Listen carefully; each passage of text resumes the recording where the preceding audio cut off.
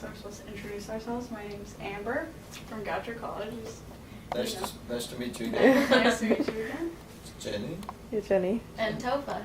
And Tova. And this is Leo. Bretholz. Yes. Okay. So this interview is going to be about the war. During the period. Yeah, after I left. After my young years and after I left Austria. So during the period from. Okay, so last time you talked about getting on the train to Luxembourg. And so I was just wondering, what were your thoughts going through your head as you were leaving Austria? Well, as a kid, I always was thinking, be nice to travel into distances. And to me, this was a trip to run away into safety, mainly because my mother had insisted. And going to Luxembourg, I knew I was going to meet someone who was going to pick me up in the town of Trier, which is the town near the Luxembourg border. Very interesting town of Roman vestiges, very historic town, in fact, a cathedral city. And the thoughts were that when I was in that train leaving the Vienna in the railroad station, my uncle and aunt had accompanied me, waved, and I saw them disappear in the distance as the train left the station, and never saw them again. So my thoughts were that hopefully I'll be able to get into Luxembourg without problem. I knew I was going to meet a guide, or they call him a smuggler. And this happened. And my aunt and uncle had gone to Luxembourg. They fled to Luxembourg a few months earlier. And they had arranged all of this with a committee in Luxembourg for me to be picked up by this man. Swam a river. The river was not normally a placid mountain stream about the width of this room, but there was a torrent because it had rained for 4 and 5 days before I crossed. And it carried all these debris from the mountain and rushing waters. Interestingly enough, I spent 5 days in a monastery in Trier. Did I mention it before? Yeah. Franciscan friars, Franciscans, and they sheltered me. I felt very comfortable and safe and secure. Crossed into Luxembourg and stayed a couple of nights with my aunt and uncle, and 2 days later I was arrested in a coffee shop that was at the first floor of the building where my aunt and uncle lived. And they gave me a choice: go back to Germany, go to prison in Luxembourg because I was there illegally, or go to any country that I would choose that they want to take me to the border in that country. Luxembourg borders on Germany, France, and Belgium. So I opted for, spent one night in prison there, actually, a nice place. They asked me the next morning if I have any complaints, and I said to them, no, I can recommend this place highly. It's a very nice place. I had a clean cut and I had a good breakfast. Sort of joked around with them.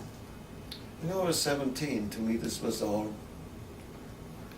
getting away to safety temporarily, because I was going to be back, as we hoped to get back to my family. So what did you brought with you on the train? And Well, I had my mother packed me a little handbag, like a attaché, like a briefcase, and a little suitcase. And I brought that with me. And then when they took me after that night in prison, they took me to the French border, and I crossed the border, and they told me that at the other end, there is right as you cross the border, you'll see a farm building. And there's a group of Jewish young people who are preparing to go to Palestine. You know, agricultural preparation. And they will probably shelter you. But then when I crossed into France, after the gendarmes deposited me at the border, when I went to that farmhouse, they were friendly and everything, and I described that in my book. They were friendly, but they were not ready to let me stay there because I was illegal. And they themselves, they were just there by the grace and the goodwill of the French government because they were also foreigners. And they told me outright that if they were sheltering me, they would endanger their privilege to be there by the grace of the French government. So, being that they couldn't shelter me, I went back to the Luxembourg border and waited in the dark. It was already getting dusk, you know. How did you get back? I just walked back to the border. It was just maybe like a half a mile or a mile.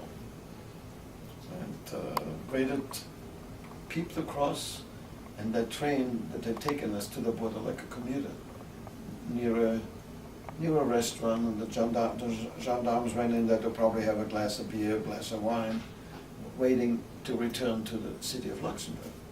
Well, I peeped across, and when I didn't see them anymore, as you know, they were in the restaurant, I crossed and hid behind some the bushes, and there was one of those structures of like electrical. You see some of these bunker things that look like. And I hid, and then was waiting there for the train to leave, because I knew they were taking the train back to the city. And as the train passed by, and I saw, because the path that I was walking was right next to the railroad track, I looked in the window and I saw these two gendarmes with their head, sitting there, and I said, "Now I know they're gone," and I just made my way back to Luxembourg. Later on, I was taken north to Belgium, I was hiding with a family. My aunt and uncle could not shelter me because I was arrested in that same building where they lived, and I wasn't going to endanger them.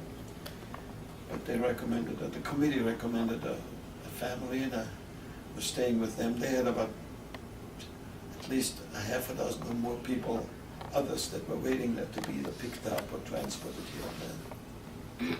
And this was a Luxembourg Jewish family. How did you get to Belgium from Luxembourg?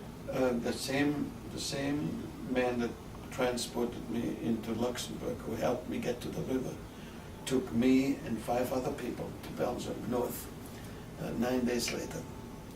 And that was during the night from November the 10th, 9th to the 10th, when the night of the broken glass took place in Germany, in Austria and Germany. So I was taken north to Belgium, again by Mr. Becker. I never knew his first name, but his last name was Becker.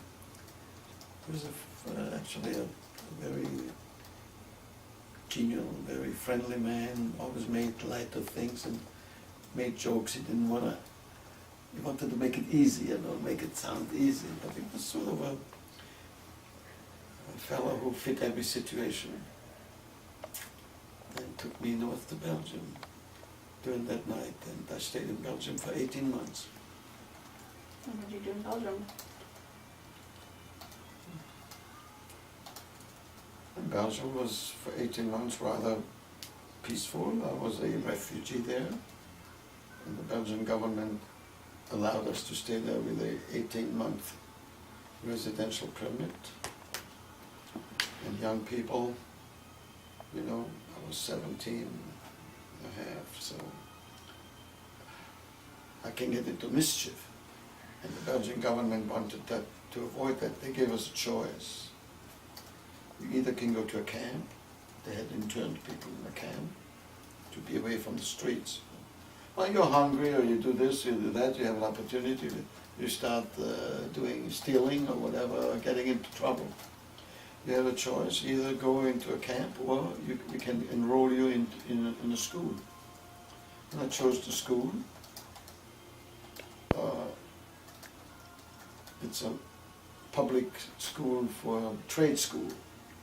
for electricians, because in Austria I had been working for an electrician for half a year after I had to leave school, because they said Jews couldn't go to school anymore in Austria, so I worked for an electrician. Well, always with an eye on going to Palestine, and it's good to have a trade when you go to Palestine, you know. Agriculture, or some sort of a trade, plumber, electrician, whatever. So I enrolled in that school with the help of the committee, and passed the test there and learned the Flemish. In Belgium they speak 2 languages, French and Flemish. Flemish is a derivative of Dutch, same thing except the dialect is a little different. And very unusual, in Antwerp, I lived in Antwerp for 18 months, have a very large Jewish population, about 10% of the population were Jewish. The city hall, the public places, the public baths, anything, public places, had the 2 languages, French and Flemish, and also Yiddish. It's interesting, as an accommodation to the Jewish population. And I remember writing to my mother that I see Yiddish here and I see Hebrew lettering and everything. It feels a little bit like Jerusalem, I wrote to her. She must have liked that, to know me in safety. That's what she wanted. Did you write to your mother a lot? I wrote to my mother regularly, and for Passover I sent them packages with matzah. And I was there 18 months, from November 1938 to May 1940.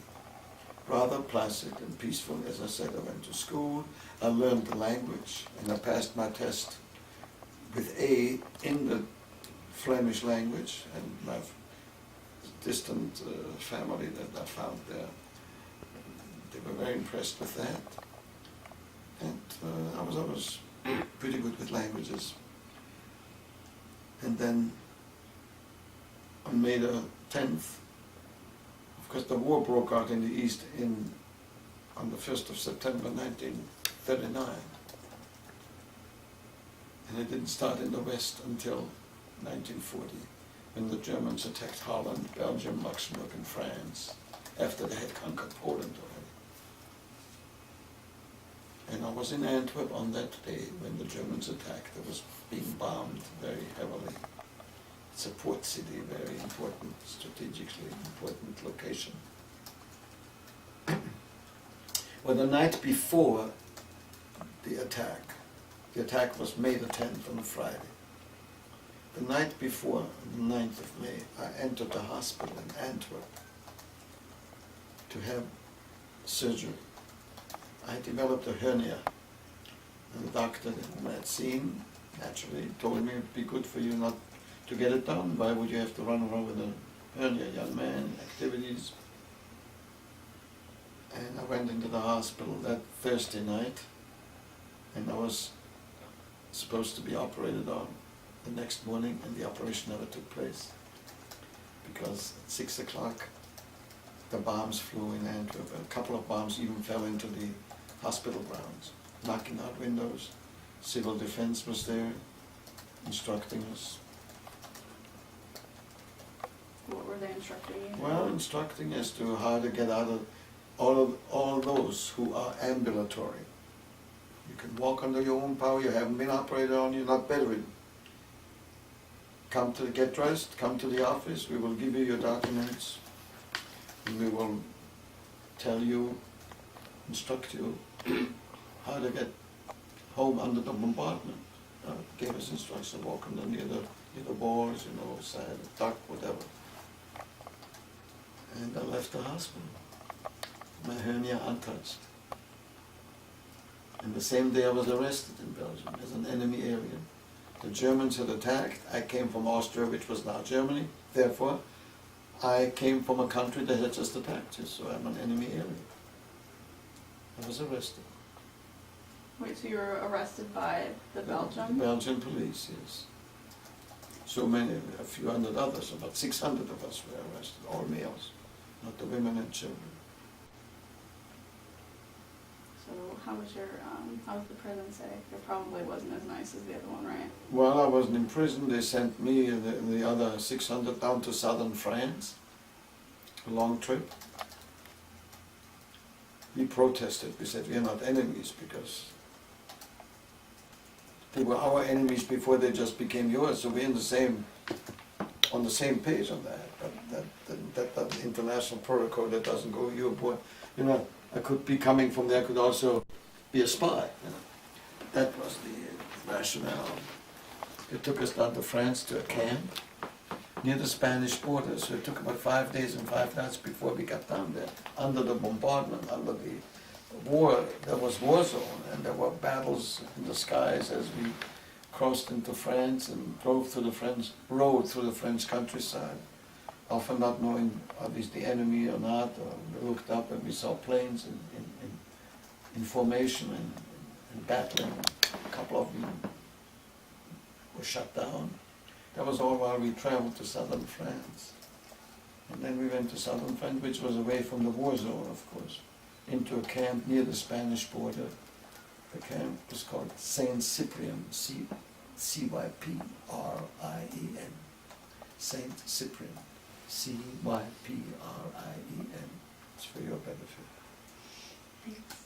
And what was it like there? Well, it was filthy, dirty. Sort of a rat hole. The camp was used in previous years from 36 to 39 for the refugees from the Spanish Civil War. And when they left that camp, they left it in utter disarray with all kinds of schmutz, as we say. And there was very few hygienic facilities, washing, cold water, and a faucet. There was no bath, no bathing. It was near the beach, so the barbed wire strung across the beach, the shore. There were latrines in the sand on the beach. And the latrines, you step up on the latrines, wooden steps, and when the tide came in, those steps were covered with water. So you had to walk through water. And then illness set in, dysentery and typhus. With the no hygiene, this became a very great threat. In the couple of months that I was there, maybe about 100 people died. And the guards relaxed their watchfulness, because these were old guards from the First World War, French guards, mainly African colonials. And they knew we were not criminals or dangerous, we were civilian internees. But with the typhus going around and people being ill, fever, these guards were not too eager to come close to the barbers, so they stood at a distance. How many people were in the camp? Would you say? Several hundred, at least 600-700. And one day I get a message from the command post sent to my barracks. I have a visitor. One of my friends whom I had met in Belgium during the period that I was there, my age, Leon, found out that I was in this camp. But he came to France fleeing the war zone on his own because he was a Belgian citizen, he wasn't arrested. He lived in Toulouse, went down to Toulouse, and in the Red Cross offices there were lists of people that had fled or brought down. And he found out that the people who were taken from Antwerp and from Belgium, all over Belgium, not just Antwerp, down to the south, wound up in Saint Cyprian. Well, he took a chance and went there. And he found out in the command post, yes, there is a Leo Bretholz in Saint Cyprian. Could he visit him? They gave him a pass. And that pass was handed to me by an officer who came to the barracks. Says, your visitor is waiting out there by the barbed wire. What were your thoughts? When you Well, got the my pass? thought was that what is he doing here? What does he want? Did the pass say who it was that came to see you, or? No, it did not say it, just you have a visitor. And when I saw him, Leo, And he said, you know, you can get away from here. Maybe the pass had, I didn't inspect that pass, it could have had his name on. Maybe I might be remiss in saying for sure, but he never showed me the pass, but I'm sure it must have, they must have had his name. There's no doubt about it, because when you get to a camp, you don't know who you are. But Leon said to me, you know, you can get away from here. So how can I do this? He says, you've not been seeing these guards? They don't watch, they just walk around. They couldn't care less. So I get out. He says, well, you see this barbed wire here? We're standing near the barbed wire. The barbed wire ended on the sand, because this was a beach. He says, all you have to do is dig deeper into the sand and crawl through, and I'll pull you out. I said, you think I could be able to do that? He says, I'm sure you can. I've been here, says, almost an hour now walking around watching. I went back to my barrack. My Uncle David, my cousin Kurt, and another uncle were in the same barrack with me, and I told my Uncle David, Leon Ostreicher is here. He tells me I can get out of here. Don't be foolish, Wally. My uncle was always trying to be in command. When you read my book, you'll find out about my Uncle David. Maybe have you read the book now? Natcha just said you want to do the interview before you. My Uncle David wanted to be in command. He was also a little bit of a tyrant.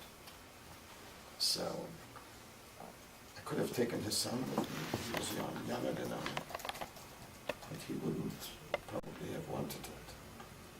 So I grabbed a couple of my belongings, my rucksack, put on my shoes for the first time in 2 months, because I'd never needed shoes on that sand.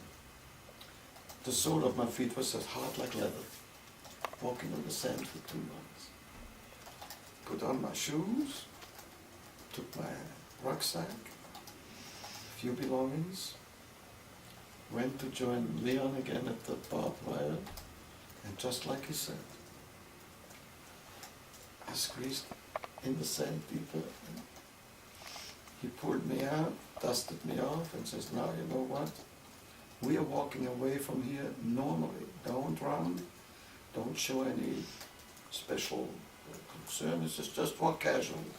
Because these guys there, they don't even wonder. They'll just think, we're visitors and we're both walking away. And would you believe it? We walked away quietly and passed near the entrance of the camp, went through that gate, and on the way out we sort of did this to the guards, and they waved back. And Leon was right. They couldn't care less. It's easy. Actually, lucky. I got many things in my travails were lucky. I ran because I was scared. Fear is a motivator. There was also hope, because I always hoped to be reunited with my mother and sisters, part of surviving. But there was a great deal of luck also.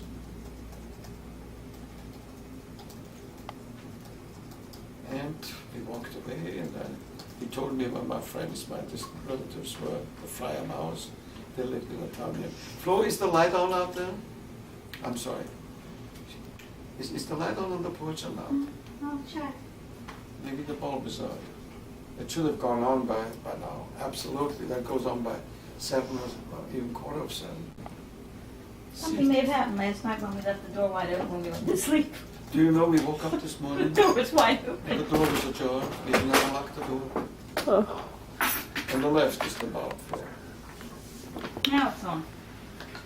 You fix it later. It's on now. Was this moved? Well, okay, fine. I'll do that later. I don't want Are you being recorded? to deviate from this. So So did you find? we joined those friends and distant relatives, and was that in southern France. And, of course, Germans conquered France very quickly. On the 21st of June, there was an armistice. signed between the French and the Germans. The French capitulated.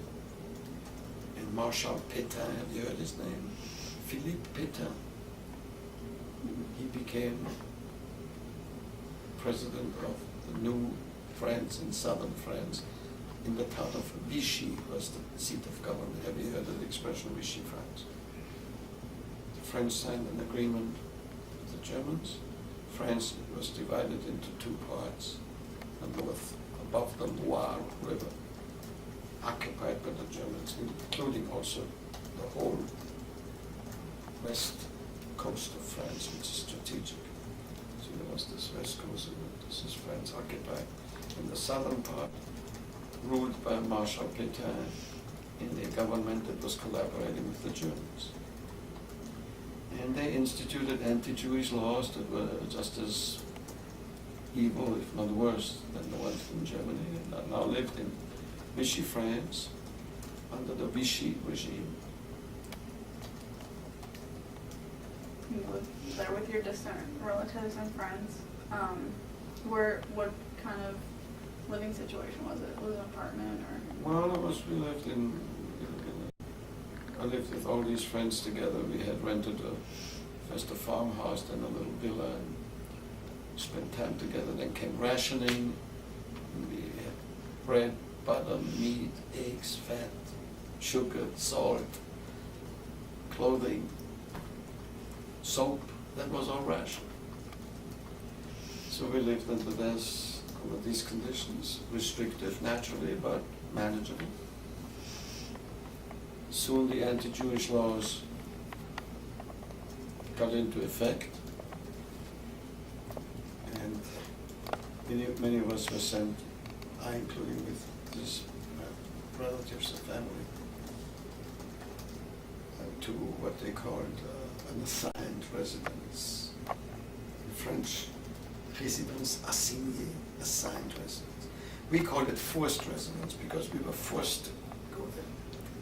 Now these little places near the Pyrenees border, near the Spanish border in the Pyrenees, they were designed to hold us where we had to stay. We had no right to leave.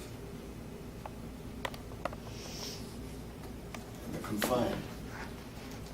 So this was already with a design for the future that they will know where we were as Jews. If later the deportations would begin, but they would just know how to collect us because we were in these assigned places, sort of in the vernacular, between a rock and a hard place. We couldn't go anywhere. Had to register with the police regularly. They were still there in order to collect the ration coupons. And I lived in one of those little towns near the Spanish border. Were the rations a lot less than what you did? Pardon? Were the rations a lot less than what you'd gotten before? Or No, they were the same. There was the rations were the same, and we got the same rations as the French population. The difference was that we could not leave. And then the deportations of Jews from France to Auschwitz began in the spring of 1942 in the north, in the occupied zone. And then that same thing began in August of 42 in the non-occupied or Vichy zone, or they called it free zone. That was a euphemism. It was never real free. They were always under the control of the Germans.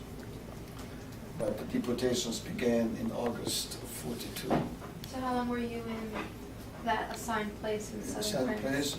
In southern place, in Cotteret, we were there from 41 to 42, like over a year. More than a year. Yes. That was August, close to end of 41 to 1 year, from the end of 41 till August, maybe something like 8 to 10 months. And on August 26th, the deportations began in southern France, in that little town where we lived. They had a very I call him a righteous Christian mayor. A day or two before the raids began in southern France, he sent out a messenger to the city to let us know. He knew it would be passed on word of mouth. All he had to do is tell it to 2 or 3 people, and it would be passed on among us. We were 1,000 Jews in that town. The town only had 1,200 inhabitants, a small village. And all of a sudden they got 1,000 Jews there sharing their space and everything with them. They'd never seen a Jew before. But this mayor sent out a messenger. There will be a raid in a day or two. Do as you see fit. And a few of us took to the mountains. We were hiding out. What were the relations between the 200 people that were already there and then the 1,200. 1,200? Yeah, 1,200 people in 1,000. That means almost doubling the population. Well, we were friendly. We had good neighbors, friendly relations in the stores, in the restaurants, or when we walked the streets. Normal. They hated the Germans to begin with. But the government is another thing. The people, one, the government, the collaborators is another thing. But when he notified us and we went to the mountains, we're hiding, the next day when we came down, half of the Jews that had been confined there, over 500, had been arrested and deported. And my name was on the list of those. You see, I knew it because I came from Germany. The ones that were not touched yet were those who are French Jews, Belgian Jews, Luxembourg Jews. They still wanted to give a semblance of fairness, you know, but they were deported later. So when I came back into town to join with my friends and distant family, they said, Leo, you can no longer stay here. Because you can't go to the prison register. We had to register periodically. So I couldn't say, here I am, because I wasn't supposed to be here. I was supposed to not have been taken away. The ration coupons, I had to leave. And I left this town at nightfall and made my way on foot back to a town that I had lived before, and before we came to Courtrai, where I had a friend, and I joined up with him and his family, the Spira family, S-P-I-R-A. They had 2 teenage daughters, and Spira told me,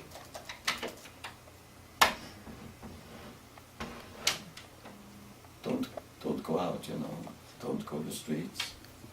And anyway, I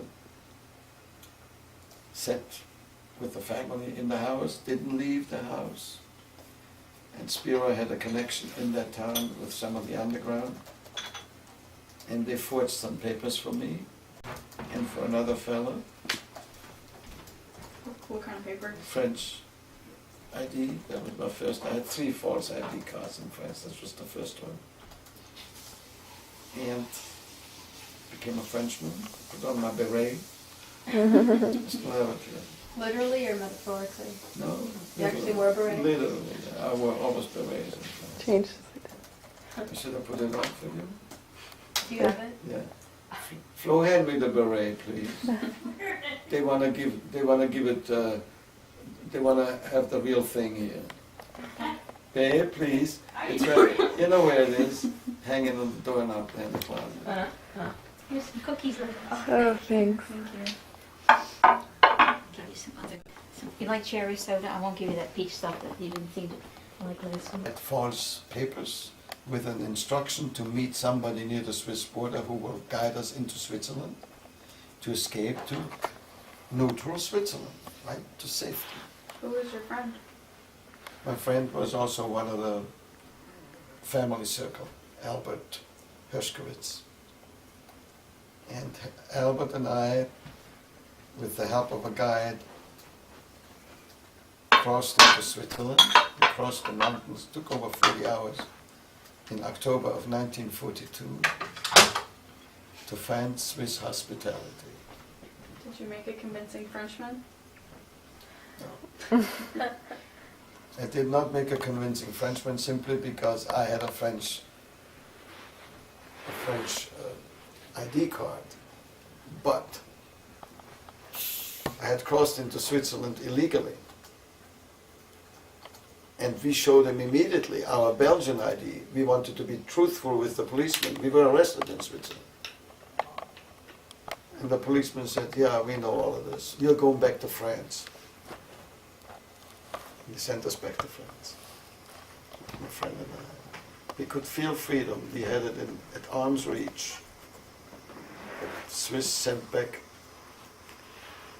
How many people? Flo, how many did the Swiss send back? Oh, we found it on a website. We found a website that named every person who was sent back, every Jew, and Leo's name was among the From the Swiss border. Yeah. from the Swiss border that they turned away. Most of them wound up in Auschwitz. And So you were literally at the border In Switzerland. in We Switzerland. already had crossed into Switzerland and were arrested in the mountains by mountain police, took us into the valley to the police station, and that sergeant, he was like a tyrant, he was like a sadist. Did he arrest you because you didn't look? No, he arrested because we were illegally in Switzerland. How did they know that you were legally in Because I had crossed through the mountains, I was not a Swiss citizen. Did they see you? What? Did they see you cross or? Well, we had crossed and were 20 minutes on the path down into the valley when a policeman appeared and said, halt, where are you going? So we are going, where are you coming from? Papers. We showed them the papers and that was it. So you couldn't just cross into another country like a tourist. Not like in The Sound of Music. But that's, the Sound of Music was a little bit contrived, you know. Well, they did the same thing. They walked through the mountains into Switzerland, right? Yes, They didn't get the Trapp family. remember what Peter's father did? How he got into Switzerland? He told us. I told him I was a teacher. No, there was a teacher and a bunch of students going across the border. So he quick took out of his briefcase a book and a pencil, and he went among these people, and he just walked to Switzerland with them, Father of a friend of pretending ours. he was a teacher. That's how he escaped. So we were sent back to France into another camp. And that camp was just about maybe 20, 30 miles or so away from the original camp, Saint-Cyprien. This camp is called Rivesaltes, Rivesaltes. And I was there for 2 weeks. And from that camp, 107 of us were sent north to Drancy. It's a suburb of Paris. And Drancy was a transit camp from where over 70,000 Jews were sent to Auschwitz. And I was sent to that camp in Drancy, Drancy. What were the? 107 of us were sent from Rivesaltes to Drancy. Albert was among them, the one with whom I escaped to Switzerland. And on the 6th of November, I was deported from Drancy in a train going to Auschwitz. Albert was in that train too. And you were only in that train in Drancy for 2 weeks? From the from the 22nd of October to the 6th of November.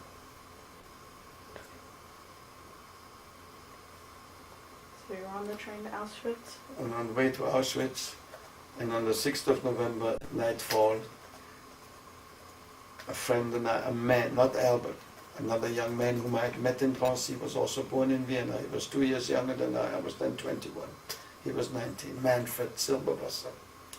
Manfred Silberwasser, Silberwasser. Silberwasser. I'm sorry, what year was this? That was 42. 42. I was Silverwasser. Silberwasser. Silver water. That's right. Silver water, you know what? It's like silver water. It's quick. It's mercury. Mercury is called silver water. He was your friend on the train? Your 19 I met him in Drancy, this young Oh, man. you met him in Drancy. And he and I escaped from that train.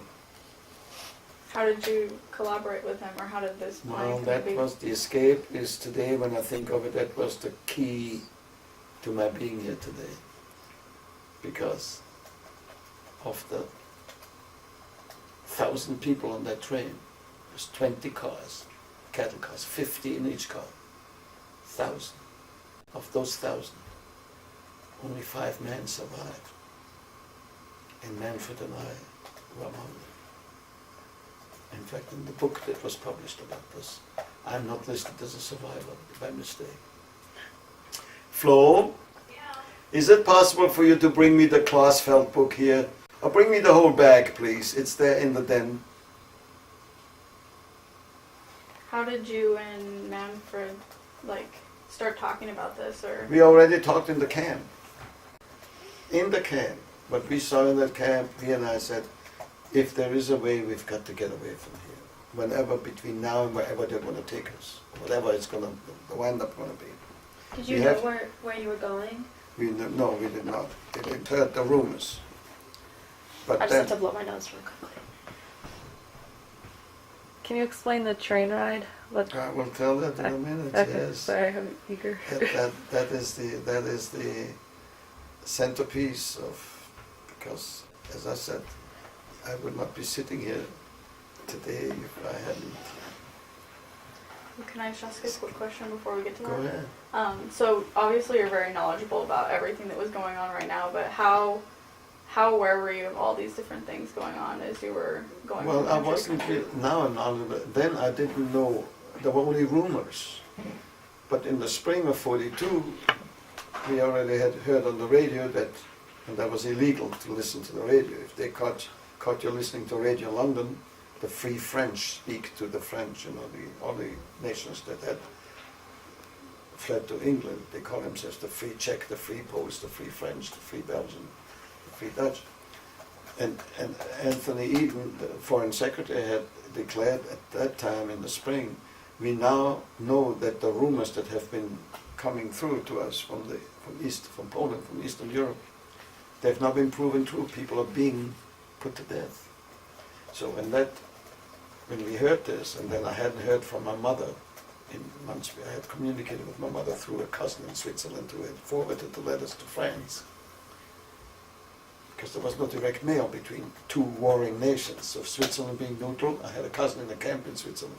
My sister sent him letters and he forwarded it to me. Those letters had stopped between February and November '42. So I put two and two together. If I haven't heard in 9 months from my mother and sister, where before I had heard every 4 or 5 weeks,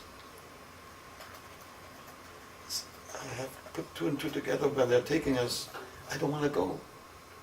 We don't want to go. My friend and I decided already in Drancy, in the camp, before we went into the train, let's do something if possible, if the occasion, the opportunity presents itself. And in the train we decided, yes, we have to get out of here. Well, that wasn't easy. I mean, I think today that happened, it's almost like, it's like a dream.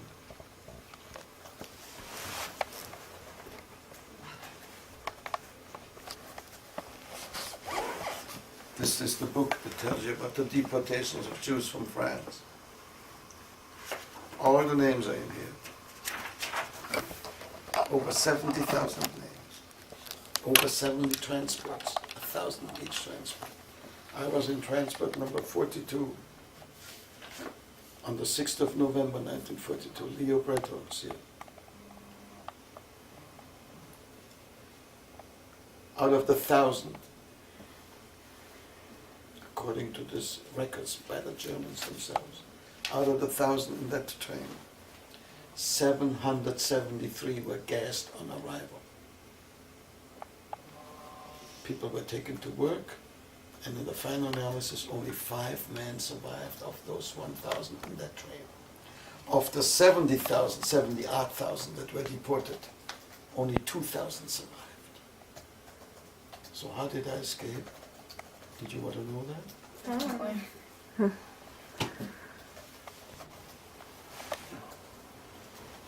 In each cattle car there are 2 small windows, diagonally across. Have you been to the Holocaust Museum? Which one? Here. In DC? What, in DC? No, I haven't been to Yeah, so you haven't seen that cattle train that's there. That cattle car, that freight car, is so that I would not have been able to escape from that car. That car was brought here from Poland in '93. That car had the bars of those windows bolted to the outside. See, the bars in these, window was about this size, a little smaller than this, with 2 bars, here and here. Diagonal bars? But the bars were here and here. Now these bars were in the frame, not bolted to the outside. And rusty a little bit as they were, we had to look at this and say, this is the only way for us to escape if we can make it, if we can manage it. Well, it also meant prying the bars apart. How high were they from the ground, or? A cattle car, it's like arm's reach. If you ever go to the museum and you see the cattle car, there's the cars there and this upper end diagonally across.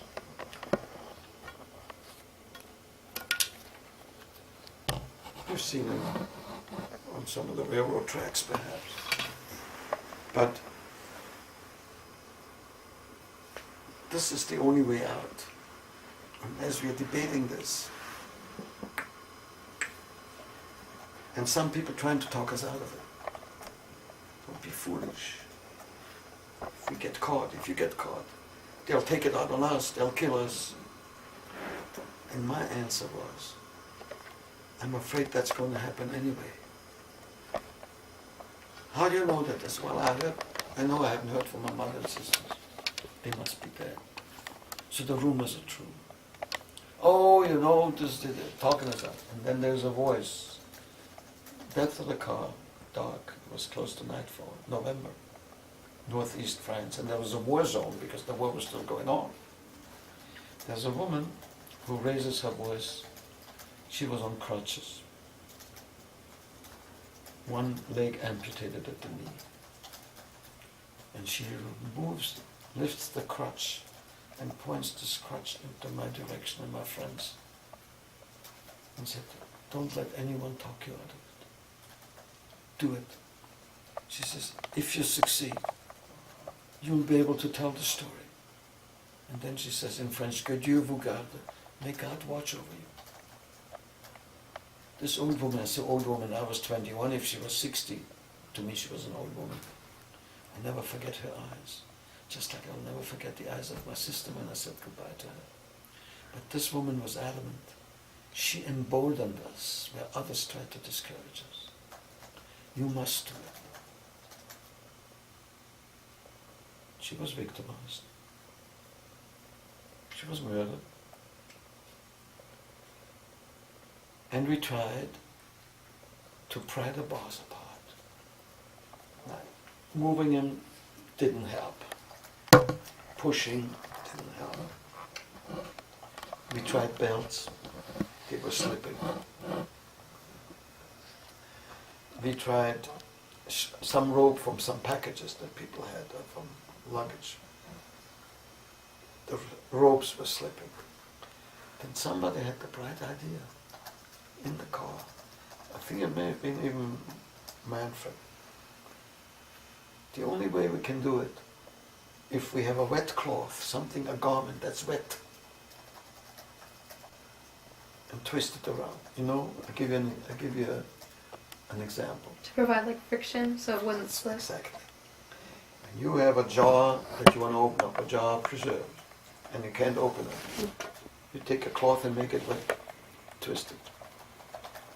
When you have a towel that's dry, you cannot wring it, twist it. But a wet towel, you can wring and wring and wring, and the last drop is out like a corkscrew. You're right. A cloth, when it's wet, becomes more tensile in strength. You don't know what we did. There was human waste on the ground, on the floor. In the middle of that cattle car was one bucket for 50 people. I'll leave it to your imagination. For how long this bucket really served its purpose? It overflowed in no time with 50 people. There was no modesty when out the window. The woman had to relieve herself. Other women stood in front of her as if it helped. But we were dehumanization. had begun in earnest. This was a microcosm of humanity, all but abandoned by the world, going to certain death, as we find out now about all these victims. We dipped, I don't know whether it was my towel or my sweater, I believe it was my sweater, into that human waste, covering the floor. We were sitting and walking and squatting in human waste. I've done something, as I say in my book, that the most disgusting thing in my life, dipping this garment into human waste. But that was the way to freedom. Sleeves rolled up, and we twisted these garments around the bars and twisted, twisted, twisted. We took turns, and then we untwisted the cloth because it was wet, so it was more tensile, as you realize. Then we went back and did it all over again, dipping again and doing it again. And all of a sudden, it was like a light in the cliche at the end of the tunnel. On our sleeves, up-rolled sleeves, we saw fine rust particles that had come out of the frame of the bars, rust that had dropped down, and that proved to us that the bars must have been getting loose. And as we continued this, he twisted and twisted, so the bars ever so slightly went inward. Then we went back with our hands and pulled them apart. That made a little more movement, and back and forth, loosens it more.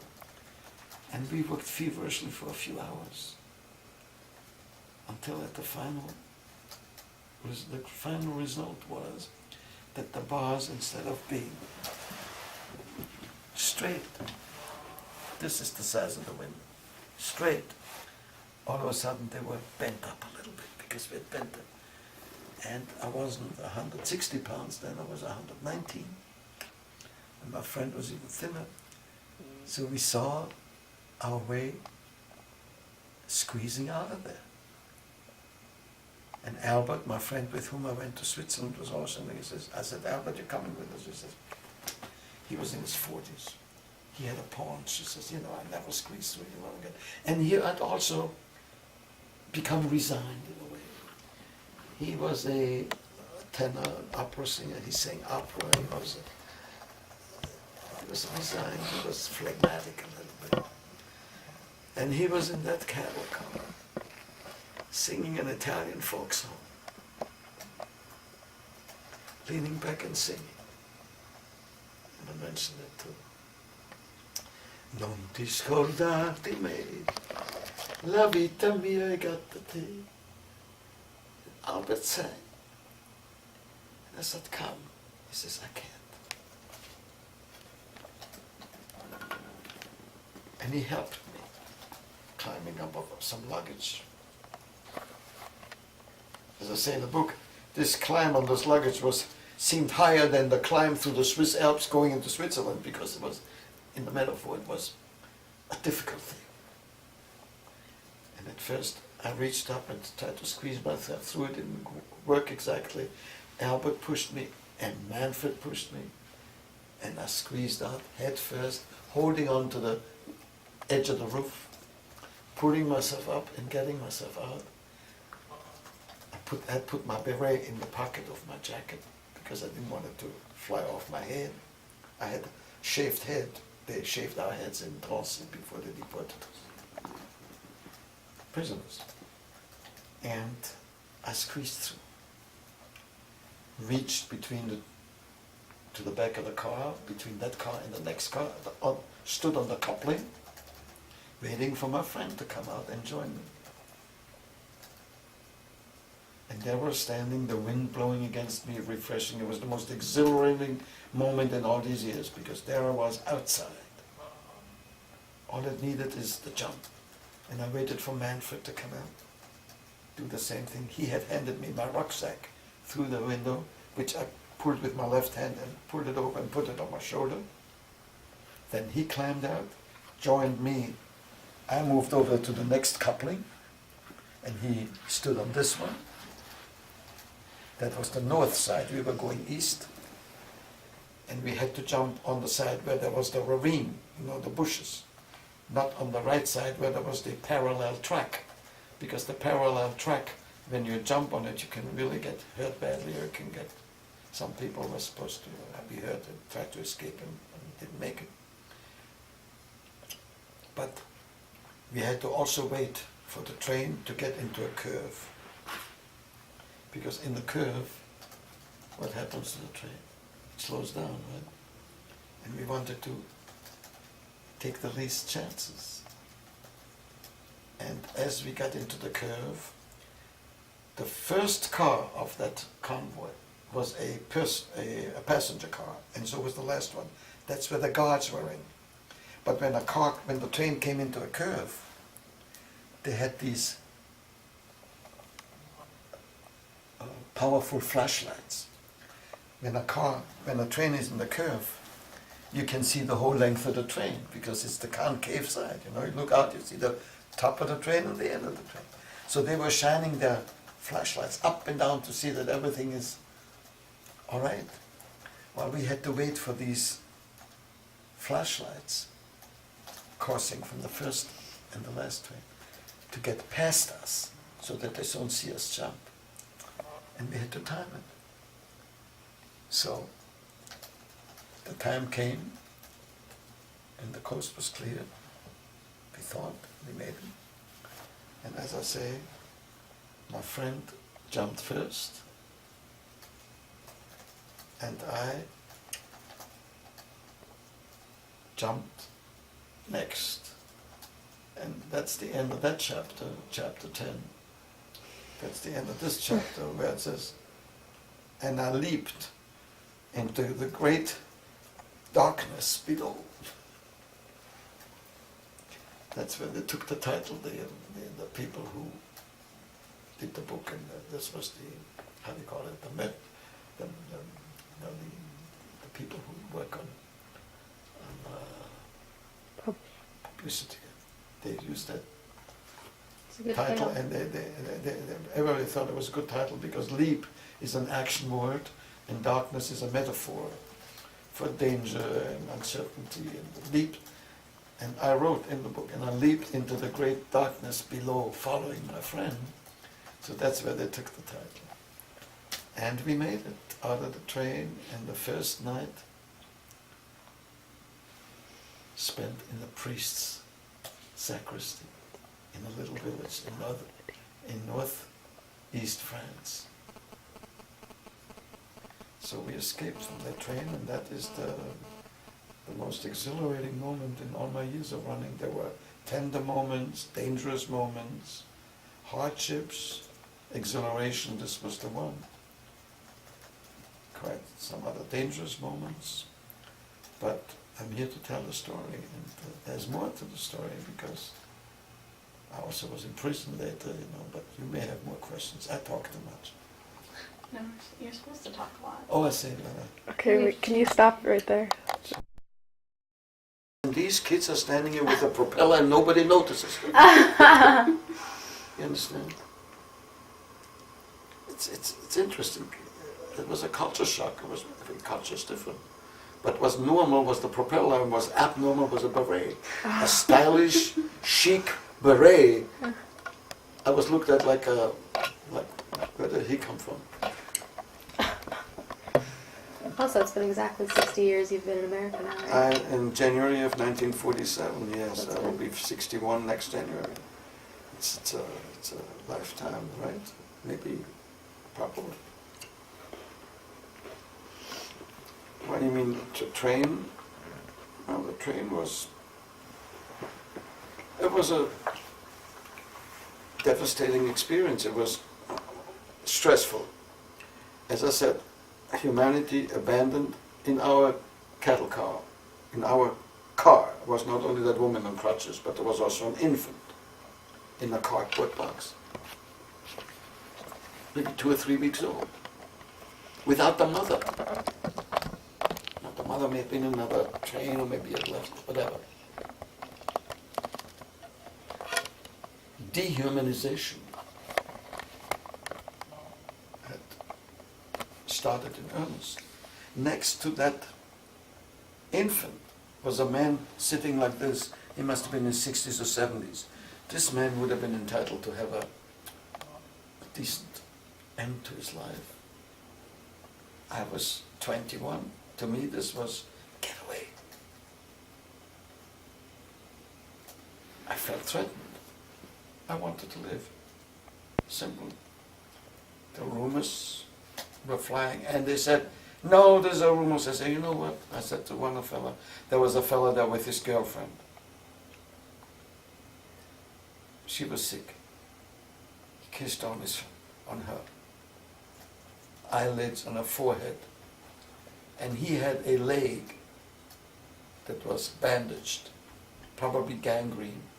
It smelled to high heaven. Putrid. Pus. That's the way he was in that cattle car. And I said, well, if they find out you're right, we'll be killed. That'll happen anyway. And if I find out after the war that my fear was unfounded, no, I didn't. I was wrong. I'll be glad to say I was wrong. But at least I'll be here to say it. That was my answer to them. If we found out it's wrong, so we'll admit, yes, we were wrong. The whole emotion, the whole gamut of emotions, if you want to know the mood in that cattle train. Arguing, physical pushing and fighting for space. Women consoling the children, a child crying, a man praying, front of the train facing east. He was a religious man. He was praying. And somebody in the train said, what is he praying for? Who will listen to him? This, skepticism and complaint. And somebody else said, let him pray. Let him do it if it helps him. It might even help you. Maybe he's even praying for you. All these arguments going on and these attitudes, the whole, as I said, the whole gamut of emotions.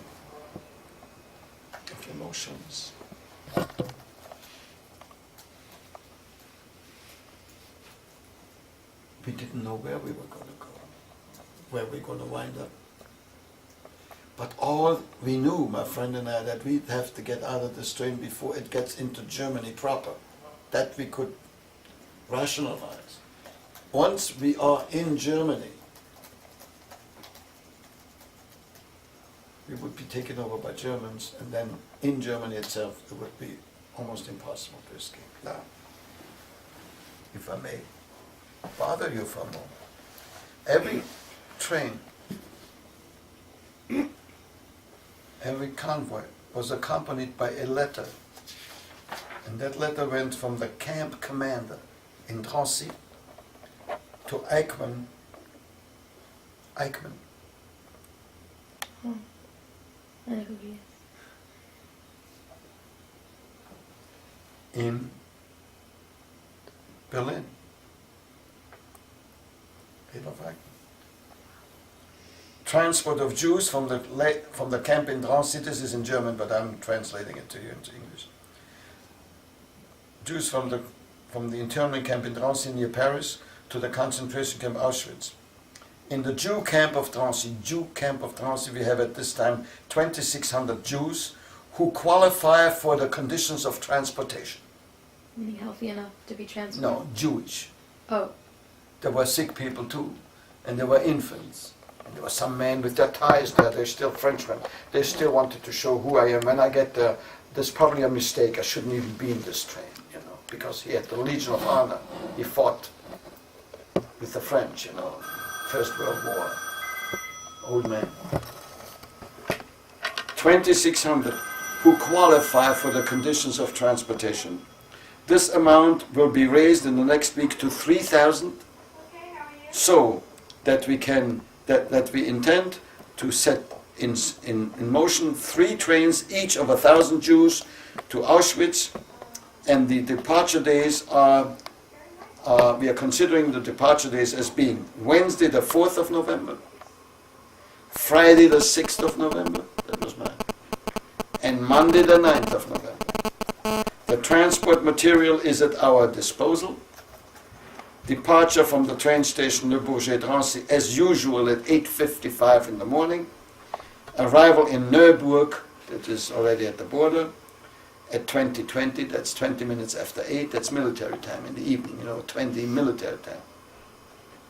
In Europe you go by military. 8 p.m. 8:20. And arriving in Metz. We ask you for instructions, so whether these trains should be set into motion, and please notify the security police in Germany of our arrival. This how bureaucratically, how businesslike this was conducted, like they were transporting sacks of potatoes or bales of hay. But these were people. We were people. Yes. Who's David Mitnick? Huh? He's inviting us to his sukkah for dinner on Thursday. David is the neighbor across the street from Charles. And Lunch at who? I might work a few Lunch hours. at what? No, you will not I work. might have No, to. I won't let you. I might have to. No, please. Yeah. Who are we going We're to? short help in the Besides, who are we going besides? Did you say David Mutnick? Mitnick. Me. Oh, Flo. I have a cousin named David Mutnick. That's Okay. so strange.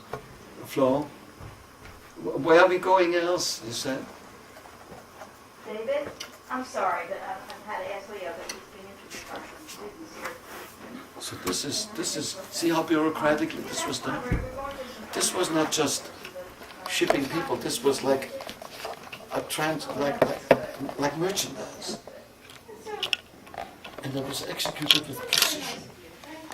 I never knew that we left the station at 8:55 in the morning. When I read the book, I realized, I knew it was in the morning, but I never knew it was 8:55. But every train left punctually. Can you imagine how this was organized? The murder of people organized in a bureaucratic fashion. The 20th century. I have to add the land of poets and thinkers, Germany. And helped by the French, naturally. Voltaire, Victor Hugo, Émile Zola, the Declaration of Human Rights, that's all French. Where did their history go at that moment? All by the wayside. And today I'm telling it only, it's never easy to talk about it. I'm telling it only so that you can take that into the future. Maybe it will never happen again, but who knows what's going on. We see it today too. We have a madman that just spoke at the United Nations. That was my escape. And the priest accepted us that night. After we got out of that train, he tore off our star. Did I show you my star last time? My Jewish star, did I? No? Mm-mm. Oh. This was given to us at Drancy.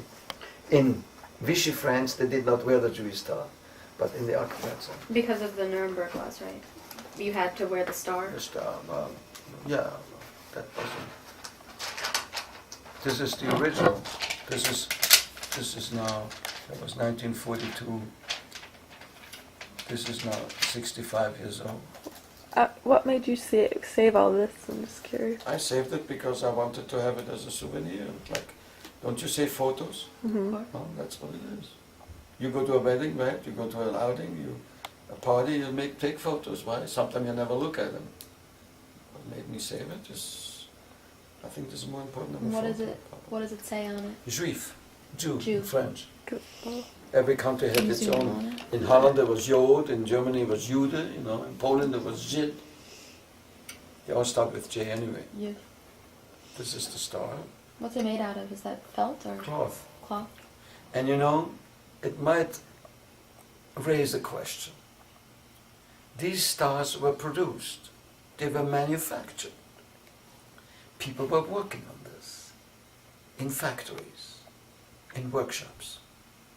When they were doing this, printing them, cut constructing them, manufacturing them.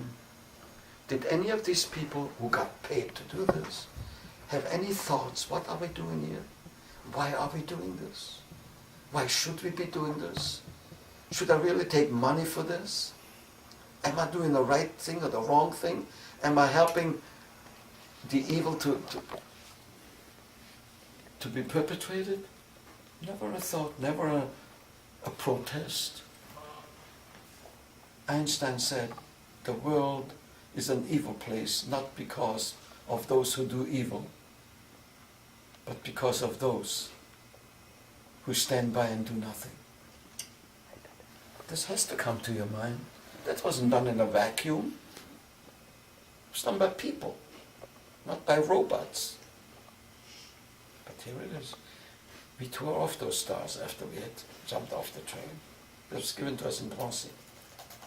We tore it off. We walked the streets, and we approached a bake shop. And it was night time already. The bake shop was closed. And this was war zone. And you know, in the war zone, you have the civil defense. Civil defense, the windows are blackened, darkened for civil defense. And this bake shop had a darkened door and window, Gesundheit, Thank you. allergy, hay Yeah. fever. I had it too, and then I got out of it. I had shots and everything.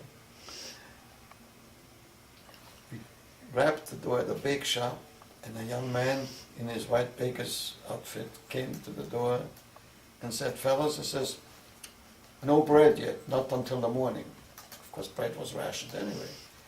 And I said to him, "I don't want bread," in French. Of course, he must have recognized the accent. I spoke French perhaps with a Viennese accent, but I speak French fluently. And he says, "No bread." I said, "We don't want bread. I would like for you to tell us where the priest of the village can be reached, where he lives." And he says, "A moment, give me a minute, a moment." Put on his jacket. It was a raw November night. Un moment, he says, come right back with his jacket on. He says, "I'll take you there." We walked about 5 or 6 or 7 minutes. Came to the sacristy near a small church. We rapped on the door. The priest came to the door, and the baker's apprentice disappeared.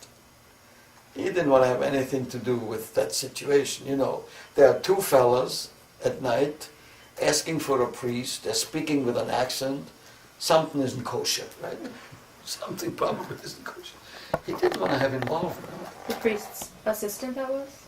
No, the baker's. Oh, the baker ran away. He ran away. He ran away because he didn't want to be involved in that. That was too strange for him. So after he showed you, He left, and the priest says, "What are you here for? What can I do for you? What is it that brings you here?" And we said, "We just escaped from a train nearby." And his answer was, "Oh yes, they come by here 3 times a week, we know that." So what can I do for you? He let us in, and we smelled the high heaven. You can imagine coming out of that putrid cattle car with the human waist and arms and from the twisted thing. I couldn't stand my own odor, my condition. I had to do it. That meant freedom. And he looked at us, and he could smell us. There was no doubt about it. We were obvious. And the priest says, "Fellas," he says, "before we talk, why don't you go to the bathroom, a small bathroom in the back there, and use some soap and water. Clean up a little bit." Nice human gesture. In the camp we didn't have soap and water. And then we came out of the bathroom. There was another point of light. Humanity. Humaneness. On his small stove in the kitchen, there was a pot of milk warming for us. Imagine that. We didn't have water, let alone milk. And on his table, he had put on a platter with some fruit and cheese and bread. And then he sat down and says, let's talk. You escaped from that train, oh yes, I know, we do this. Would we be able to spend the night here? Didn't want to run on the countryside as prisoners, you know. Our heads were shaven, of course we wore berets, but still. He says, I can let you stay here for the night. But between 5 and 6, you've got to leave here. Because the patrols come by here regularly every day to check us out. Ostensibly, they just want to walk in and have a cup of coffee, a glass of wine, or have a chat. But they're checking. Their eyes are all over the place. These are the Germans. You've got to be out of here by that time. If not, you're in danger.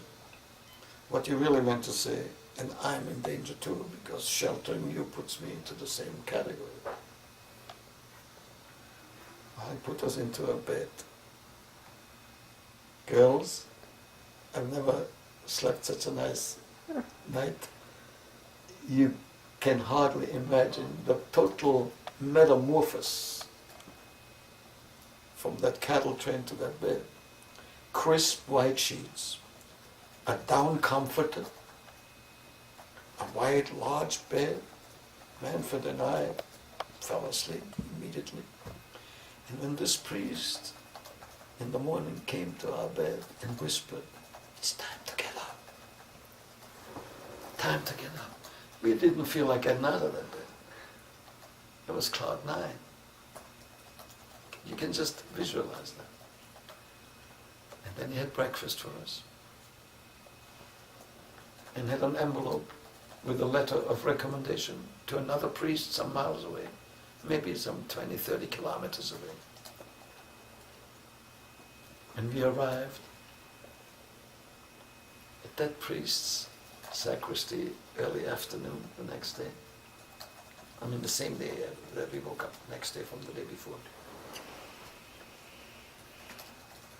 And he read this letter from his colleague, another priest. He says, yes, I can let you stay here. And he didn't have a bed for us, but he had a little stable next to his little church, a farm. He had a stable, in that stable were 2 cows. And he took fresh straw and put it between the 2 cows. They were somewhat sort of a distance apart. And Manfred and I stretched out on that straw and we slept between 2 cows. Now often say, who would look for 2 fellows running away between 2 cows in the stable? Jewish boys, why? We felt safe and secure and sheltered, yes. And I like to say, the manure didn't bother us either. It was like perfume, more or less, when I think of it today, you know, because it brings back good, warm memories. The psyche works. You know, there was once a book written, it was a bestseller, and I was in the book business, so I know that. You are what you eat. Oh, my friend's reading that right now, actually. Is that so? I was just reading some of it And last there was night. 2 other books at the same time. One was called Sugar Blues, and the other one was called Killer Salt. Killer Salt, Sugar Blues, and You Are What You Eat. And when I'm telling you this, our emotional, psychological makeup is a sum total of what we experience. Isn't it true? So when I'm telling this story, the olfactory senses come right back and I can still smell that manure, although at that time it was more like perfume. It was a good feeling that is connected with that situation. So we spent the night with that fella. The next day he had an envelope with us with 2 train tickets to Paris. Would you imagine that? We didn't ask questions, and questions didn't matter. We did not exchange names or ask questions. The deeds spoke louder than any names. And names were not exchanged for a simple reason. The less you know, the better you're off. If we get arrested and get tortured for whatever reason, we are liable to blurt out with a name. If we don't know it, we can blurt out. Or we could a false name. The less you know in a situation like this about somebody else who helps you, the better you're off, but the help was important. If we would have asked him, where do these tickets come from? There must have been some networking, right? I'm sure he would not have given us the answer. That was a useless question, and we have learned questions do not ask questions because you will not get the answer. And it endangers you. We arrived in Paris, we stayed a couple of weeks in Paris, we got a new set of false papers. My aunt, who lived in Paris in hiding, she said, stay in Paris. And I didn't want to stay in Paris because in northern France we would have had to wear the star. And going back to Vichy France, we didn't need to wear the star. I also had left a girlfriend in the area there, and some papers and documents and some clothing with my friends before I left for Switzerland. And that, of course, Switzerland was October. This has already gone into November and December now. This is 1942. 42. A new set of false papers. We crossed into the southern zone, and I was arrested in Vichy, France, and sent to prison. And I was sentenced to a year in prison for abandoning my assigned residence. Abandoning my assigned residence. This is the document, my prison document. When we were back in France in 1999, we visited the prison where I was, and the director of prison asked one of his guards to give me a copy of my record. And I was arrested and sent to prison and sentenced for abandoning my assigned residence. Remember, the mayor had notified us, and I ran away from that residence and fled to Switzerland, while I was not allowed to run away. Abandoning assigned residence, I was sentenced to 1 year in prison. And when you get 1 year in prison, you get a quarter of that year, meaning 3 months off automatically for good behavior. Did you get those 3 months? Plus 2 days, because after my trial, I escaped from the police. And 2 days later, I was back in prison. They had caught me again. That was another escape. I had 7 escapes all total. What were the prison stays like? The prison was, I was sentenced to, and I served 9 months and 2 days because I was absent. 1 full month in solitary confinement to be punished for having escaped. I was on dry bread and tea for just this whole week. I did some drawings there to pass my time. Prison was, like my escape was, as I say, what was the term I used? It was exhilarating. Prison was stressful for one reason. The main reason why prison is you sit and you have nothing to do. They gave me paper and said I could do some things and I would do it or whatever. However, a lawyer was assigned to my case. And he told me, you'll be better off in prison than on the street. On the street, as a Jew, you can get arrested, sent away, deported again. However, in prison, you are off the street. And my answer to him was, yes, barrister, that is true. But if one of the Germans in that gallery, Flo, somebody at the door. Flo?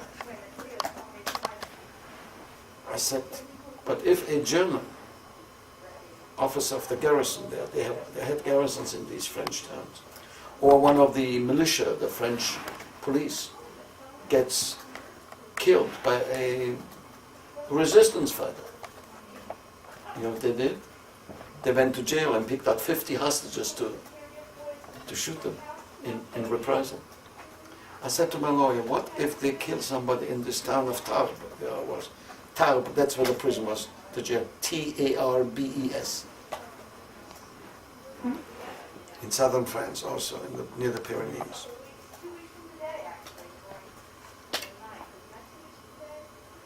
I'd be a sitting duck here. If something that happens in town, and they come to jail and pick out 50 people, it's the Jews, the communists, the resistors, the socialists, whoever. But fortunately, that's why it was stressful, those 9 months. When the final month came and I was released in September, when August came, I made myself a grid on the wall, and counted the days. And every day was a game to know that the day had passed and nothing happened in town where they would come to prison and pick out hostages. That was stressful. Those 9 months were really stressful in 2 days. After prison, I wasn't free. I was taken to a forced labor camp. And I was in that forced labor camp called Septfonds. Septfonds.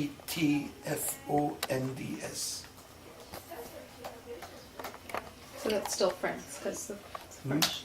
Septfonds. I was there for 1 month.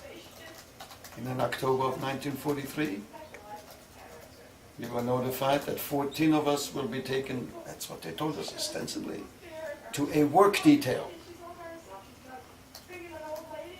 on the west coast of France to build fortifications.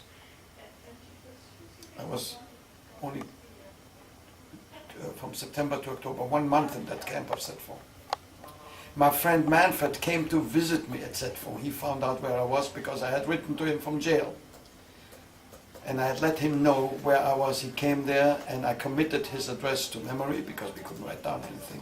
And he says, if you ever manage to escape, let me know. I can help you out with a lot of things. He had already. Manfred had come back from, he had escaped with me, as you know, from the train. Then we went to Paris. Paris, we crossed in the south. He left me to rejoin his brother, whom he had left in town before he was deported. And then you got arrested. What? And then you got arrested. And I got arrested, but he was free. So he found out where I was, came to visit me in Septfonds. I committed his address to memory. Says, if you ever escape again, let me know and I can help you. And that was it. I was taken with 13 others, 14 of us, by train to the train station of Toulouse. They had told us we will go to build fortifications. Now, girls, I'm not one to build fortifications, am I? Do I look to you like I can build fortifications? I also had a hernia that was never repaired. 4 years of running with that hernia. I had fashioned a truss for myself.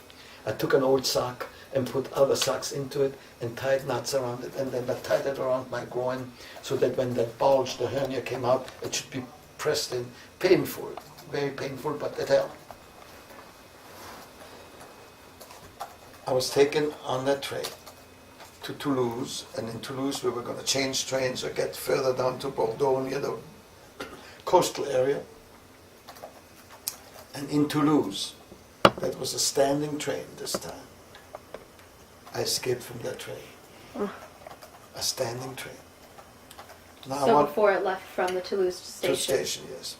It was standing there waiting to either board another train or wait for the track to become free for traffic.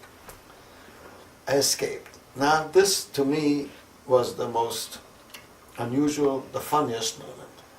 Because if I had been a guard there, we were 14 of us and we had 4 guards. One guard was named Kaufmann. He was from Alsace-Lorraine, spoke French with a very heavy German accent. And he also knew German. From time to time I spoke to him in German. Now we had developed that Stockholm syndrome when you're in camp. You become acquainted with your guard. That labor camp was not, we weren't being tortured, we just worked to death. And small talk, he gave us the news about the war, how the war is progressing in Kaufmann. When we were in that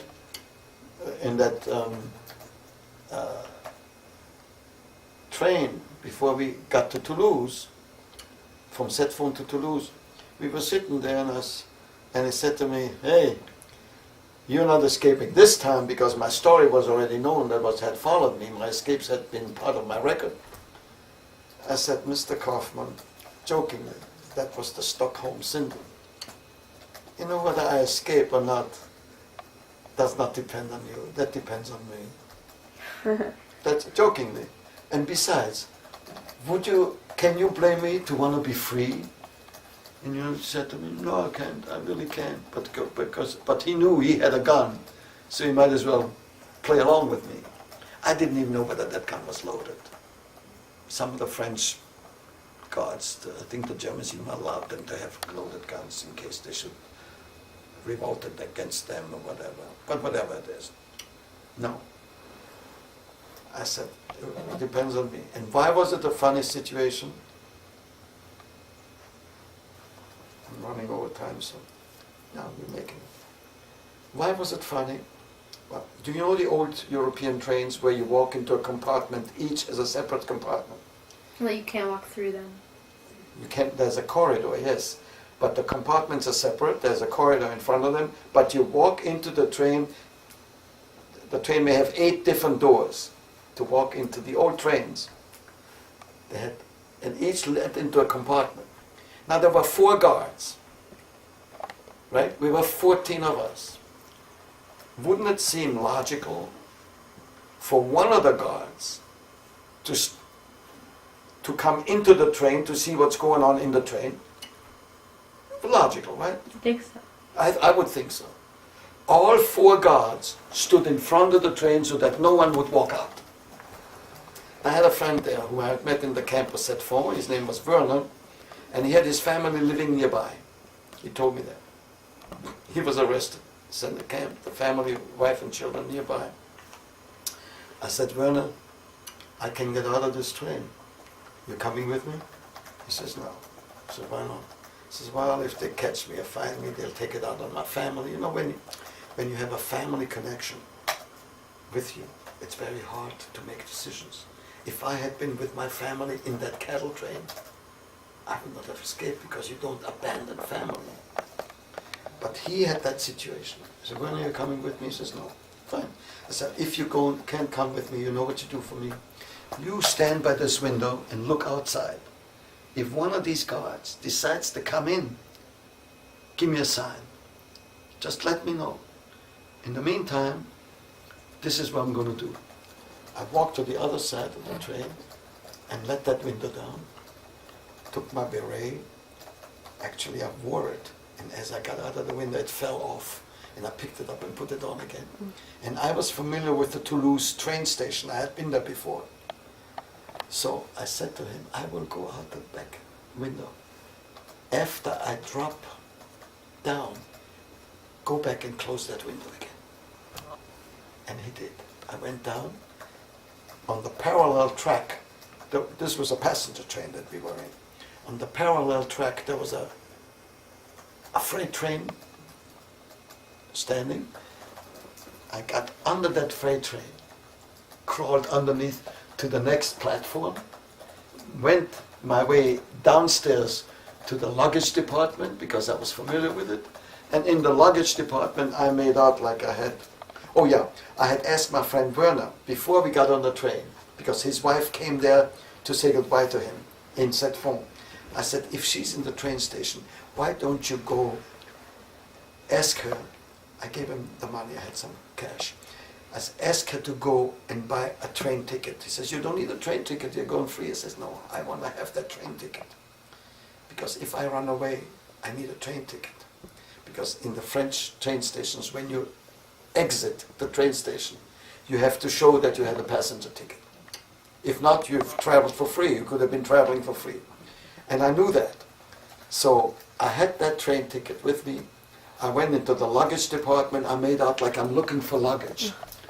I say, I'm looking for my luggage. And he said to me something in French, all the luggage is not here yet from the last train. You may have to wait a while.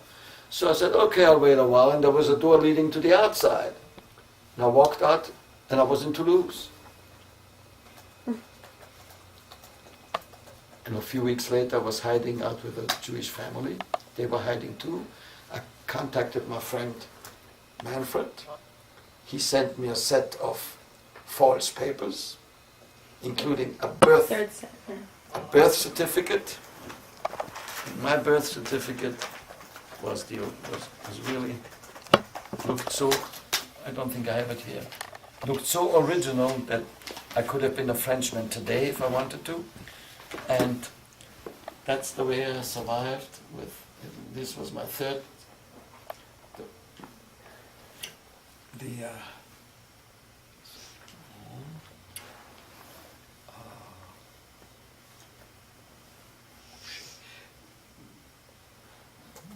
Dumont, Boucher, and the last one was Lefebvre. My last papers were Lefebvre. And I joined up with a paramilitary French group, and I looked like a Frenchman. And they were like the Boy Scouts. That was the Vichy young man group. They went to Germany for work and they collaborated, but I just wore the uniform as a cover. With that uniform, I could walk into a train, into a bus, and travel freely. I could go into a movie and not have to pay, like here, the Boy Scouts. And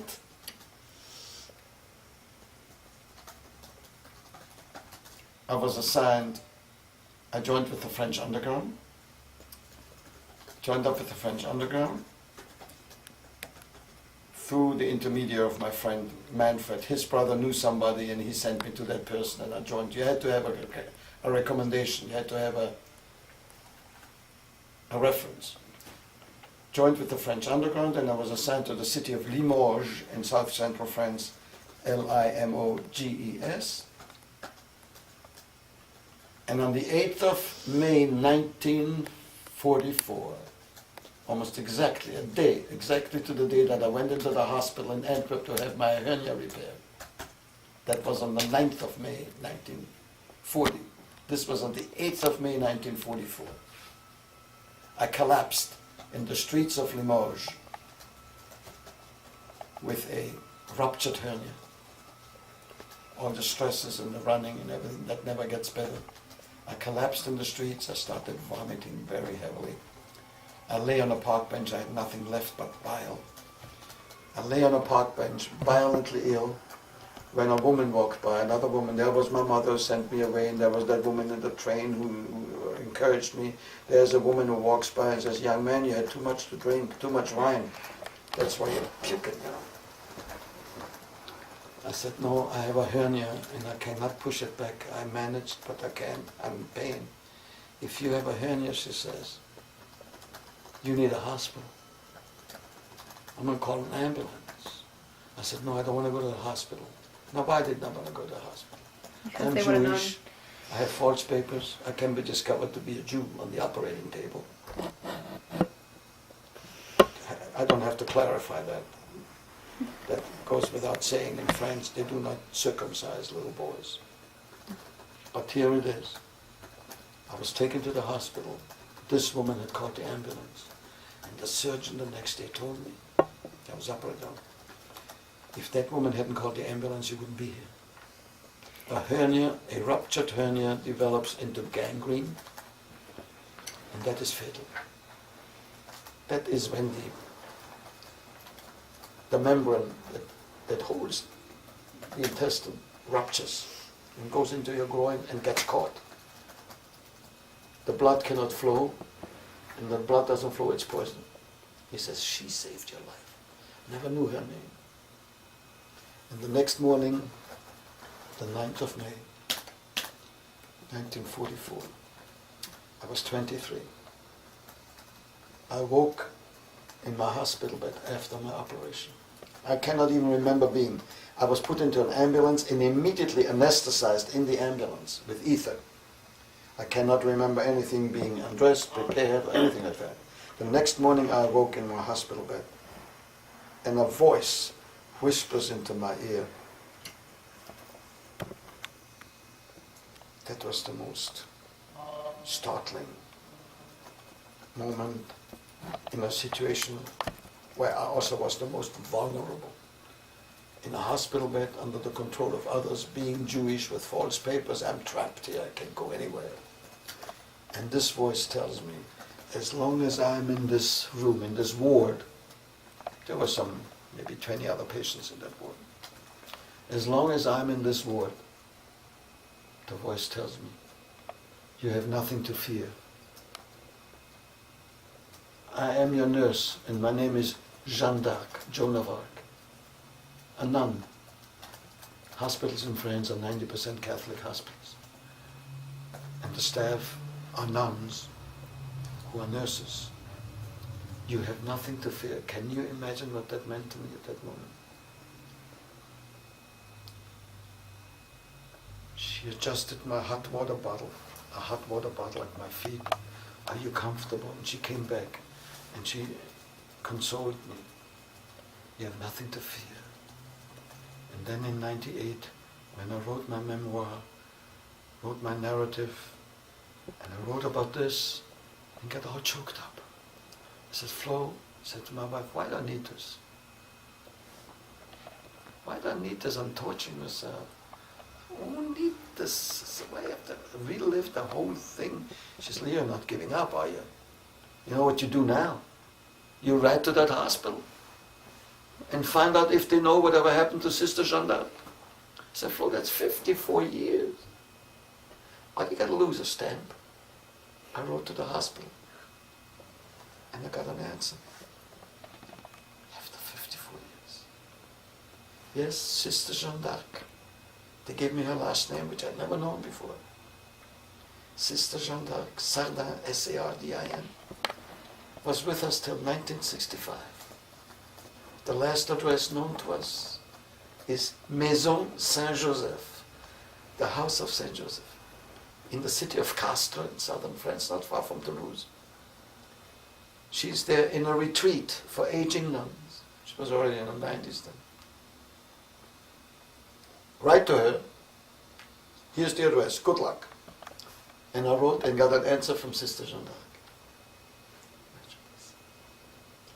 In 1999, when Flo and I decided to go to France, I wanted to show her the places where I had been hiding. The jail where I was in prison, the jail where I was confined. They let us go in and take pictures and made me that document, as you saw. And we went to visit Sister Jeanne d'Arc in her retreat.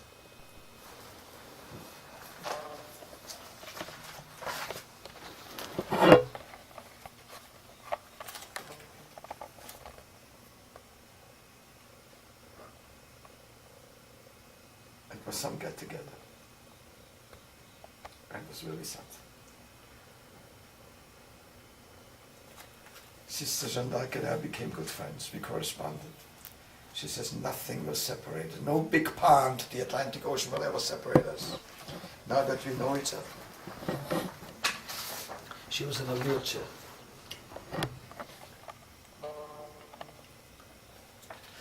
She wrote to me, I said, I remember you when you looked at me with your kind, dark eyes and told me I had nothing to fear.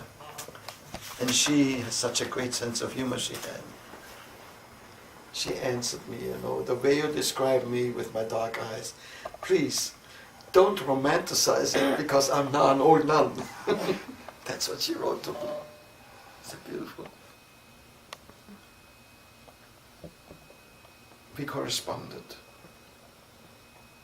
She put me in touch with her family.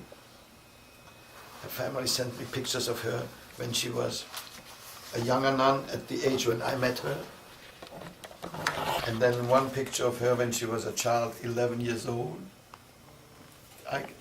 That's what they sent me, the family. Can you hold that up one more time, please?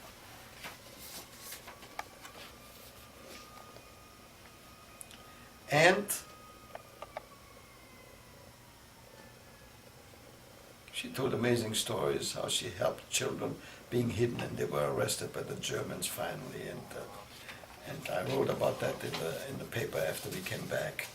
And a teacher at Bretholz School, she taught French at that time, Linda Clastel. She wanted me to come to her class and do a talk for about 20 minutes to her students in French, which I did.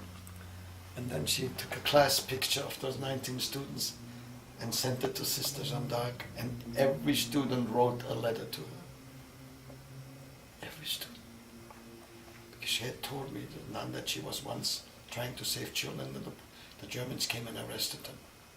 She could never overcome that stigma, that she couldn't save these children. They were entrusted to her and other nuns in another hospital. But as I told that story,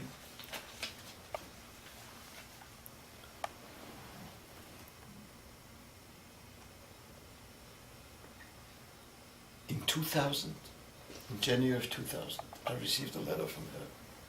Dear Leo, my dear Leo, in this new millennium, the year 2000, in this new millennium, after so many years,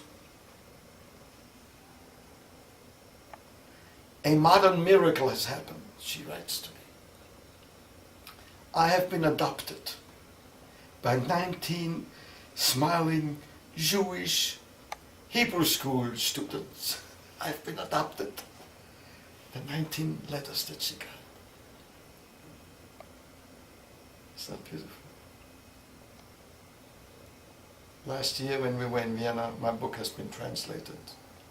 And I went there because, you know, my book has been translated into German. I received an email from one of her nieces that the good sister had had a stroke and passed away.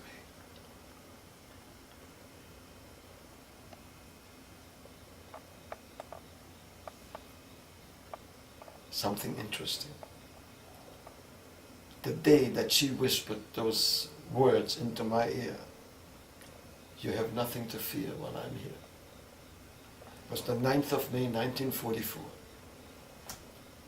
Jeanne d'Arc was buried on the 9th of May 2006. Is that a strange coincidence? Her nephew lives in Paris, wrote me a letter, and he took a line out of my book. And he said, "Those dark eyes that looked at you with kindness in the hospital in Limoges have now been closed for eternity." And we planted a couple of trees in her name in Israel. And then when he got the certificate, the nephew, that it was planted, he made many copies to give that to other nieces and nephews. And he wrote to me, "My Aunt Jeanne d'Arc would have loved nothing better than to reclaim the desert by planting trees." There's another person. That was my mother, that was my sister, that's the woman on the train, that's the woman who called the ambulance, and there's Sister Jeanne d'Arc. And anybody ever tell me that the women are the weak sex? They're the strong sex. You know, it's memories and has to be told just the way it was. And that's what I'm doing, basically. Telling it as it was and hoping that you and others that will follow you will be able to make an impact with the story in the future. I hope so. It certainly is one of the stories. I'm just, as I say, a thread in the tapestry of the Holocaust. I'm just a footnote. Every story counts. Spielberg did 58,000 interviews for his Shoah project. And when he was finished, he said, "We don't have them all. The mosaic is not filled yet. It's not completed, but we will never have it." Some people can't remember, some people don't want to remember, some people are just not here any longer. But it has to be told the way it was and the way it happened. And with that, I think I'm not going to bother you much longer because you have other fish to fry. You probably have some more questions, maybe, as I wind up to this whole thing. So, Do you need any names, any spellings, anything specifically? Well, you can always call me before November to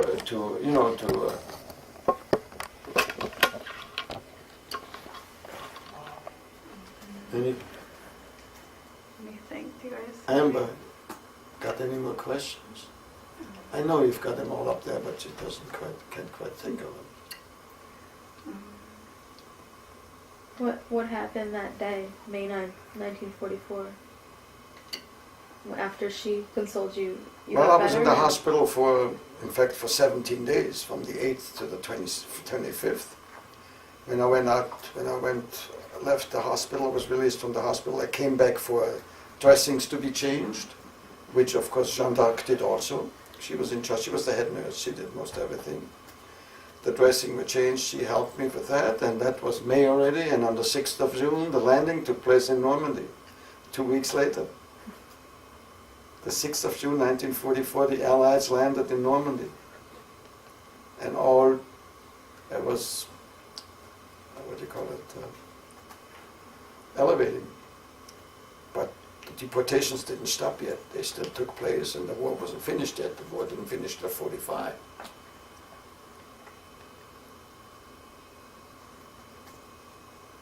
What went through your mind when you found out that the Allies had landed? Did what? Did the Allies have landed? Well, it was excitement, joy. It was mixed with feelings that I have never known what happened to my mother and sisters. Yes, the Allies have landing. That might be the beginning of the end. The beast will be taken down, you know, the Nazis.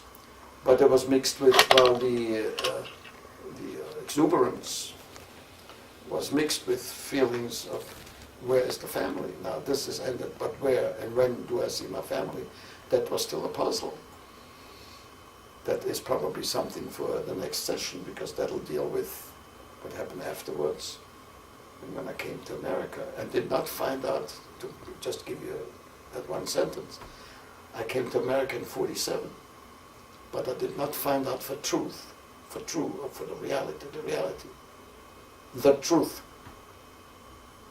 that my mother and sisters had been taken to a camp and murdered until 1962. 15 years had gone by before I really found out what had happened to my mother and sisters. Up to that moment, there was still uncertainty. And I didn't start speaking about all this until that time, when I had found out what happened to my mother and sisters. I couldn't get myself to relate to it too much, because it was unfinished business.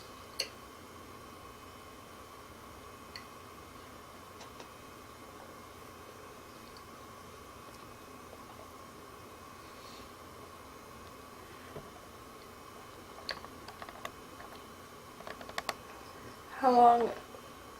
Can you just? I was curious. The year from your first escape to your last escape. How many years? The first escape, of course, the first escape was through the river into Luxembourg. But his first escape from the train was in November of 1942, and the last escape from the police was in September of 43, and then came on from the train in October of 43. Okay. So it was over a year, about a year, 11 months. Your last escape was in Toulouse when you walked off that train. That's and right. to the exit. That was in October of 1943, which was 11 months after my first escape from the train. Did you ever find out? Oh, that's probably post-war. My I was friend? wondering if you found out what happened to the 13 others on the train. No, I met Werner, the fellow that I asked to escape with me later in Limoges, and he was taken to a camp. And they did some work, but it didn't elaborate. His family survived. What do you accredit to your ability to escape? What do you Fear. Fear. I mean, like the odds. You said 5 people escaped from this car of 1,000. Is that what you said? Not escaped, survived. Survived. In the final analysis. The only 2 who escaped were you and your friend. And my friend from Manfred. that time. Manfred. So, I mean, I'm sure everyone was scared, you know. Everyone feared. So what made you and Manfred special? Of 2 out of 1,000. We wanted to try it. We believed the rumors that we heard. Others were resigned. Others went. What was their resignation? They resigned to. We are getting where they're taking us, and what can they do to us? After all, they're taking infants. What are they going to do? They rationalized. If they want to kill us, they could do it right here. And nobody could, in their vast imagination, figure that they're going to take us there to be murdered. People wouldn't want to believe it. But we just, Professor Martin Gilbert, who endorsed my book, he told me there was just about 12 reported escape attempts in all these deportations from Brussels. The 3,000. no, Deportations? over 70,000. Oh, 70. The book has over 70,000. 1,000 in each train, 3,000 in 1 week. But there were only about 12 reports of attempted escapes. In fact, I met him, and he was here in the scholar in residence talking here. And I said to him, Professor Gilbert, I have your Atlas of the Holocaust, can you sign it for me? He says, yes. I said, in your Atlas you describe 3 escapes, 3 specific transports from Drancy to Auschwitz. One on the 4th of November, one on the 6th of November, the other one on the 9th of November. He says, why are you so particularly interested in these transports? I said, Professor Gilbert, I was in the one of the 9th of November, on the 6th of November. You know what he said to me? He said you were on a... He said, if you were in that transport, how come you're standing here talking to me? He says, there were only about 4 survivors. I said, make me the 5th. I'm not listed as a survivor. The ones that have survived have a star next to their asterisk next to their name. My name has no asterisk by mistake. Here, Amber. What a shock that must have been to him. Yes. See, do you see any asterisks here? No. Can you see any here? They are far in between because only 2,000 of 76 survived. Right here, you will see some of them. Little dots. Yeah. No, yeah. See one? See another one here? You can have a look at this too, later. There's one. See my transport, number 42. 42 out of 70. And it's transport number 42, yeah, out of Out of 70, 70. out of 76, 7. Actually, there were a total, I'll tell you how many were exactly.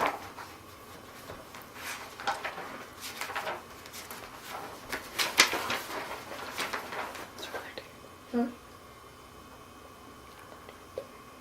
79 transports.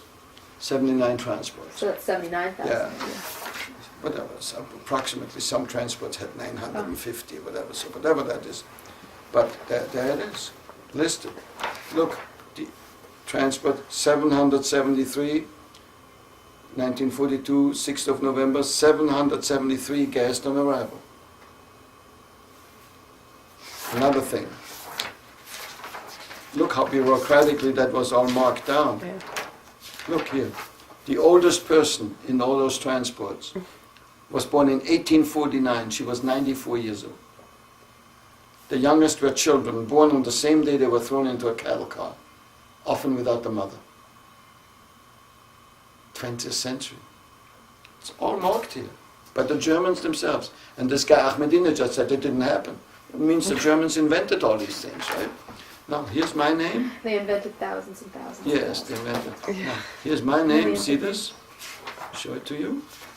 Here's my name, Leo Bretholz. Leo Bretholz, born in Vienna, 6th of March 21. I have no asterisk next to my name. Do you see an asterisk next to my name? By mistake, they forgot, but my friend Manfred is here.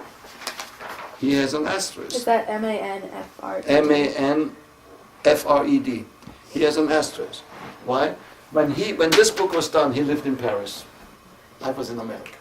So they must have, well, before they published this book, sent out messages. If any of you happen to be a survivor, or you know of someone, or whatever information you can give us, please come forward. So he must have let them know, yes, I was in a train and I escaped, so they marked him as a survivor. But I was in America. I am not marked. So they make a mistake too. Even the Germans can make mistakes. Right? Yeah, but putting bolts on the inside of a train instead of the outside of a train. Well, the outside is the Polish, in the east, the Polish trains had that. If you go to the museum ever, you will see, when you see that cattle train, you will keep thinking of my story. You see, he was in one of those trains, but look they are bolted on the outside. If that would have been the case, we would not have dislodged these bars, naturally not. But this was, and when we got out of that train, I said to Manfred, next day when we were walking away, we were in that train to Paris. I said to Manfred, you know what? 30 years from now, if we're going to talk about this, it'll be like a dream. He says, are you crazy? I said, what do you mean? He says, you're crazy. How can you think of 30 years from now when we don't even know what's happening 3 days from now? We had no papers. We were walking around with shaved heads. But I said, you know what? Why I say that? Getting out of that train tells me that nothing like this can ever happen again, and whatever happens, I will probably be able to overcome it, because I overcame this situation. This was the key. This was the, what do you call it? The crux. The It sounds like that was like the moment. that was the center one. That was the crucible. The This was crux. The crux. Same as crucible. Yes. The crux. This was it. But, Flo, sweetie, We were too enraptured by the story. you're all in rap.